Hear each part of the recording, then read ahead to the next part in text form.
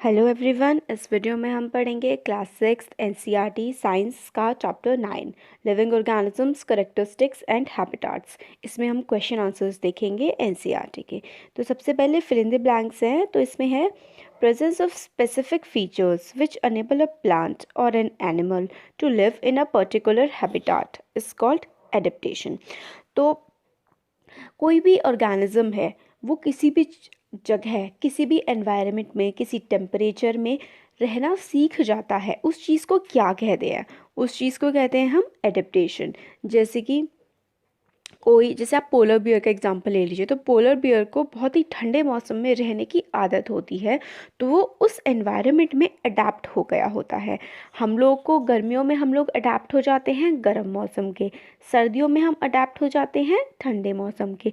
तो अगर हमारे आसपास के एनवायरनमेंट में हम रहना सीख जाएं, कोई भी ऑर्गेनिज्म, कोई भी जानवर अपने आसपास का मौसम झेलना सीख जाए, उसको हम एडेप्टेशन कहते हैं। नेक्स्ट है habitats of the plants and animals that live on land are called terrestrial habitat। तो ऐसा देखिए, हैबिटाट होता है, एक तो टेरेस्ट्रियल होता है और एक होता है एक्वेटिक। टेरेस्ट्रियल का मतलब होता है ज़मीन वाला, जो लोग, जो जानवर, इंसान जो ज़मीन पर रहते हैं, वो होता है टेरेस्ट्रियल। जिस जगह रहा जाता है तो उसे हैबिटाट कहा जाता है। तो ज़मीन पर रहने वाले जानवर लोग किस पर रहते हैं? टेरेस्ट्रियल हैबिटाट में रहते हैं।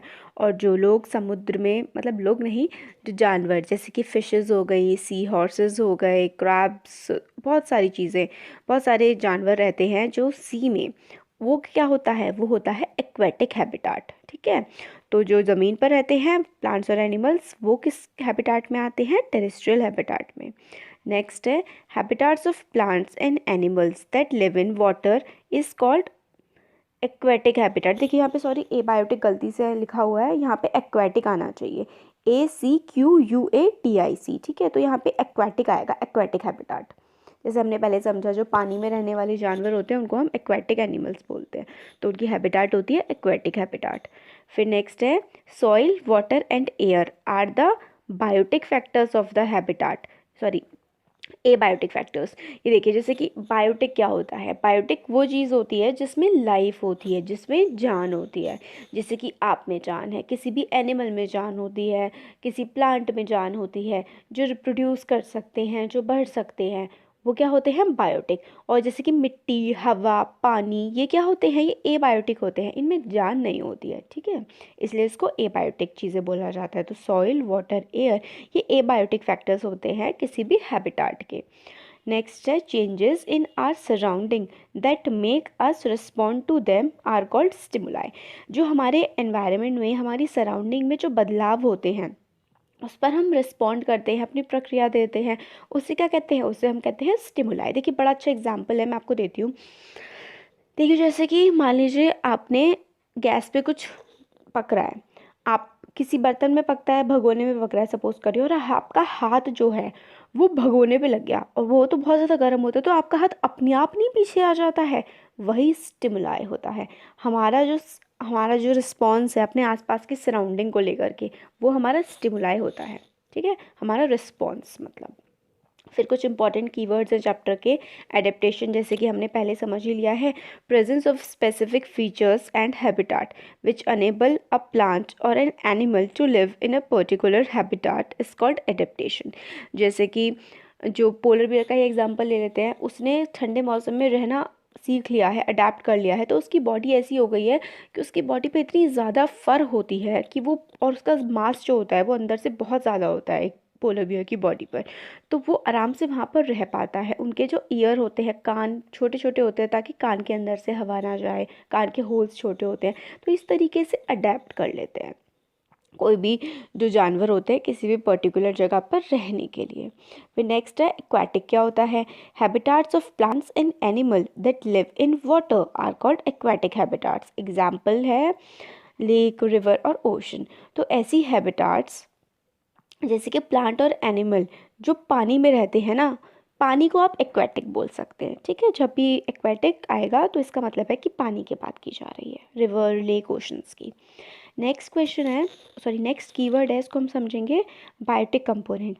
तो the living things like plants and animals are known as biotic component. तो जिन चीज़ों में जान होती है जैसे कि प्लांट्स, एनिमल्स, उनको हम क्या कहते हैं, उनको हम बायोटिक कंपोनेंट कहते हैं। एक्सक्रीशन, एक्सक्रीशन क्या होता है, process of getting rid of waste by organisms is known as excretion.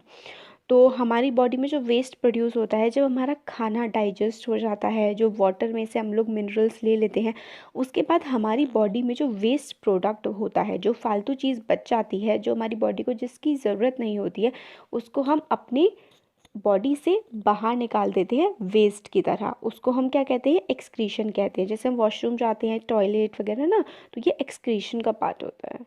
फिर नेक्स्ट है growth. Every living thing grow, that is known as growth of animal. हमारी हाइट बढ़ती है, बचपन में हम पैदा होते हैं छोटे से, फिर बड़े होते होते हमारी हाइट बढ़ती है, हमारे बाल बढ़ते हैं। तो ये सारे के सारे एग्जाम्पल होते हैं ग्रोथ के।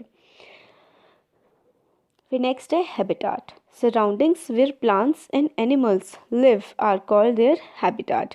तो जिस भी एरिया में, हमारे एनवायरनमेंट में, हमारी सराउंडिंग में हम लोग रहते हैं, प्लांट और एनिमल सब रहते हैं, वही उनका हैबिटाट होता है। लिविंग क्या होता है, organism which show growth, respiration, reproduction, need food, movement and die are known as living.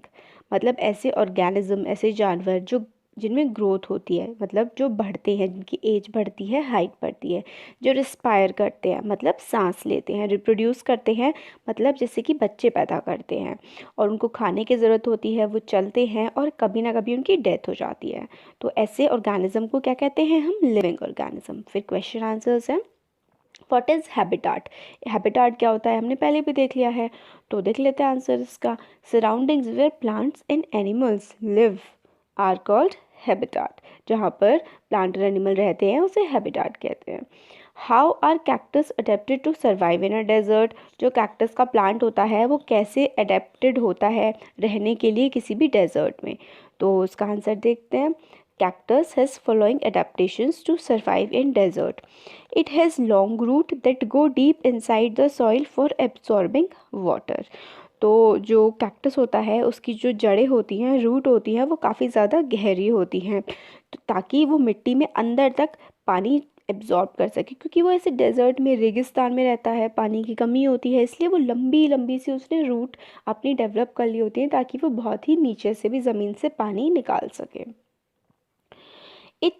इस leaves are converted into spines for less transpiration. और उसकी जो पत्तियाँ होती हैं ना, उसकी कैक्टस के प्लांट में कांटे होते हैं, स्पाइन का मतलब होता है कांटे, तो वो पत्तियाँ जो होती हैं उसकी वो कांटों में बदल गई होती है ताकि ट्रांसपिरेशन लॉसेस ना हो। देखिए ट्रांसपिरेशन का मतलब जैसे हमारी बॉडी में इवेपोरेशन होता है, पसीना पसीना आता है फिर वो उड़ जाता है ना। आपने देखा होगा जब भी गैस पे आप पानी गर्म करिएगा तो भाप होती है ना, भाप बन के कुछ ऊपर उड़ रहा होता है, तो वही एवेपोरेशन होता है। और पेड़ों में से जो पेड़ों में पानी होता है उस पानी का उड़ जाना ट्रांसपिरेशन कहलाता है। तो पत्ती में से, पत्ती का काफ़ी चौड़ी होती है, उसमें से पानी काफ़ी ज़्यादा उड़ता है हवा में। तो भाई कैक्टस तो बहुत ही ज़्यादा ऐसे एरिया में रहता है जहाँ पानी की कमी होती है, तो उसकी पत्तियाँ कन्वर्ट हो गई होती है कांटों में ताकि जो पानी का लॉस है ट्रांसपिरेशन के थ्रू वो ना हो। Its stem is converted with its stem is covered with a thick waxy layer to retain water। और इसकी जो स्टेम होती है, इसका जो तना होता है ना, उस क्या होता है वो काफ़ी चिकना चिकना सा होता है। आप देखिएगा जैसे एलोवेरा का जो तना होता है वो काफ़ी चिकना चिकना सा नहीं होता है, तो वो क्यों हो गया होता है, और ताकि उससे क्या होता है वैक्सी सा हो गया होता है, जैसे वैक्स लगी हुई हो उसके ऊपर, कि ताकि वो अपने अंदर पानी को होल्ड करके रख पाए। तो इस तरीके के 3 अडेप्टेशन होल्ड कर लिए होते हैं कैक्टस ने। क्या, एक तो उसकी रूट काफ़ी ज़्यादा गहरी हो जाती हैं, बड़ी हो जाती हैं ताकि पानी वो अंदर से ला सके। फिर उसकी पत्तियाँ जो हैं वो कांटों में कन्वर्ट कर गई होती हैं स्पाइन में, ताकि ट्रांसपिरेशन लॉसेस मतलब पानी ना उड़ सके। और उसका जो तना होता है वो तने पे एक काफ़ी ज़्यादा थिक वैक्सी लेयर बन गई होती है ताकि पानी उसके अंदर ही रह जाए। नेक्स्ट क्वेश्चन है, हमें बताना है कि कौन सा नॉन लिविंग है और कौन सा लिविंग है। तो प्लो का मतलब होता है जैसे कि हल होता है ना, जैसे आप लोग खुद खुदाई कर सकते हैं, लकड़ी का, लोहे का बना होता है, तो मतलब वो तो नॉन लिविंग है, उसमें जान थोड़ी ना होती है कोई, तो इसलिए वो हमारा नॉन लिविंग थिंग है। मशरूम क्या होता है, मशरूम का तो पेड़ होता है, तो वो लिविंग है। स्विंग मशीन, सिलाई करने वाली जो मशीन होती है, नॉन लिविंग है। रेडियो, बोट, नॉन लिविंग है।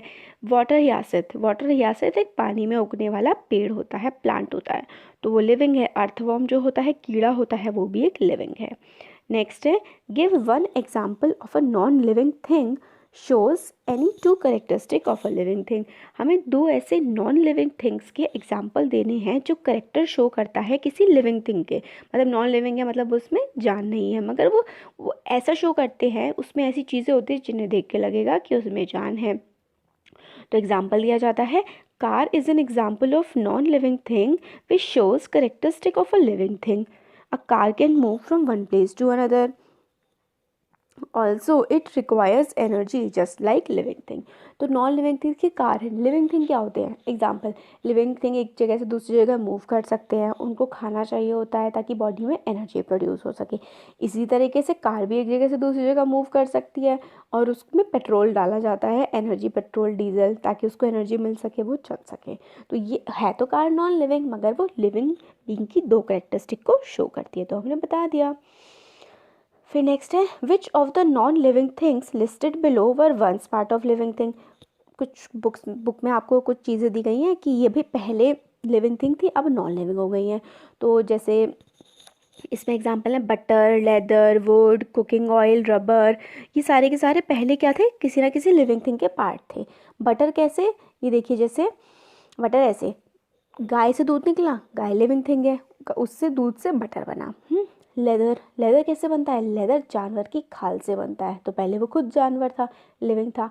वुड कहाँ से कटता है, पेड़ों से, पेड़ तो खुद लिविंग है, इसलिए वुड पहले लिविंग था और अब नॉन लिविंग बन गया है। कुकिंग ऑयल, कुकिंग ऑयल कैसे निकलता है, पेड़ों से निकलता है। रबर पेड़ से आती है, तो ये सारे पहले लिविंग थे, अब नॉन लिविंग बन गए हैं। फिर नेक्स्ट क्वेश्चन है, list the common characteristic of living things. Living things जो होते हैं, जो जानवर होते हैं, उनमें एक जैसी करेक्टरिस्टिक क्या क्या होती हैं वो बताने हैं। तो common characteristics of living things are, they require food, मतलब उन्हें खाने की ज़रूरत पड़ती है।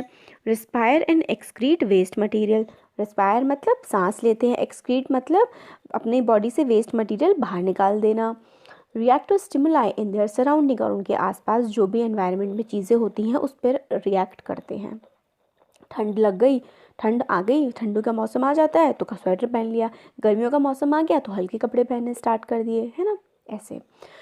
Reproduce to maintain their number, और मतलब ऑफस्प्रिंग्स पैदा करते हैं, बच्चे पैदा करते हैं ताकि उनका नंबर जो है वो मेंटेन रहे। Move from one place to another, एक जगह से दूसरी जगह आते जाते हैं। ग्रो एंड डाई, और वो बढ़ते हैं और मतलब ग्रोथ होती है और एक टाइम के बाद उनकी डेथ हो जाती है। फिर नेक्स्ट क्वेश्चन है, explain why speed is important for survival in grasslands for animals that live there. तो हमें एक्सप्लेन करना है, ये बताना है कि जो स्पीड है, मतलब बहुत तेज़ी से दौड़ना, जो ग्रासलैंड में मतलब घास के मैदानों में रहने वाले जो जानवर हैं उनको तेज़ दौड़ने की क्यों ज़रूरत होती है, तो इसका आंसर देना है। तो इसका आंसर है, in grasslands mainly grasses are found, trees are few in number, predators such as lion, tiger, etc.